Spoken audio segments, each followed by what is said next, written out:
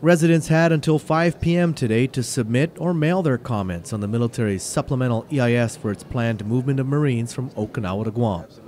It's a move that has been scaled down from 8,000 Marines to 5,000 Marines. Senator Judy Guthertz has already submitted her comments.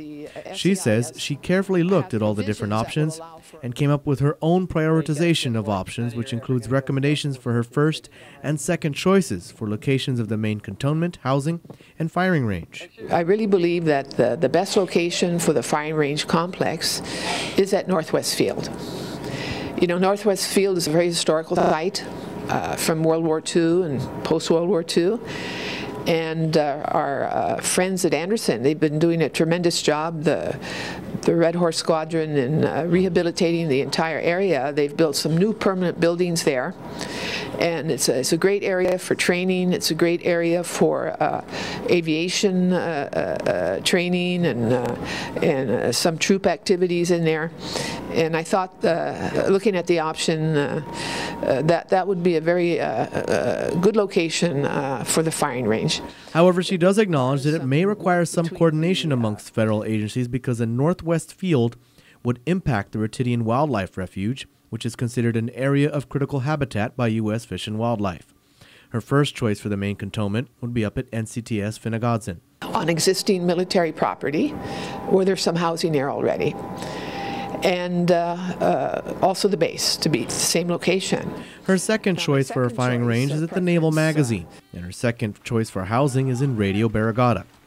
She's also recommending that DoD allow themselves the room to increase the number of Marines on Guam if need be. A plan for bigger, make sure that the SEIS has provisions that will allow for a larger contingent to come over time. You might start with 5,000.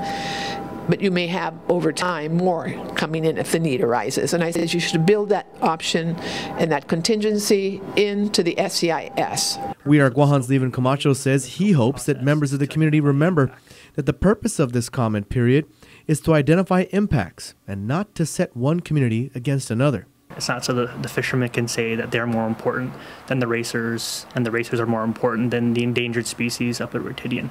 This is really an opportunity for the community to tell DoD, you need to consider what the impacts are going to be on Guam if you decide to move forward with your plans. Camacho says the impacts will be huge regardless of the sites selected. At Northwest Field, for example, the Ratidian Wildlife Refuge would be impacted. At Finnegodson, there's the impact to the Double Reef fishing grounds. On Route 15, there's ancient Chamorro Village at Pauget.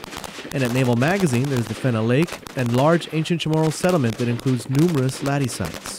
Instead of focusing on, what impact or what group is bigger than the other group, really we need to consider, is DoD going to kind of disregard these impacts and move forward with their plans as proposed? And I think it's interesting that over the last couple months, we've had Marines flying from Okinawa to Guam to reduce the burden on the people of Okinawa. If they're only going to be here on a rotational basis, they've shown the ability to fly Marines from Guam somewhere else to train. And if you look at the ranges, the biggest impacts will come from the 50 caliber range. And according to the people at the scoping meetings, that's the range that will be used the least out of all 5. So, really, I kind of urge people to look back and say, is it necessary that we have the 50 caliber here?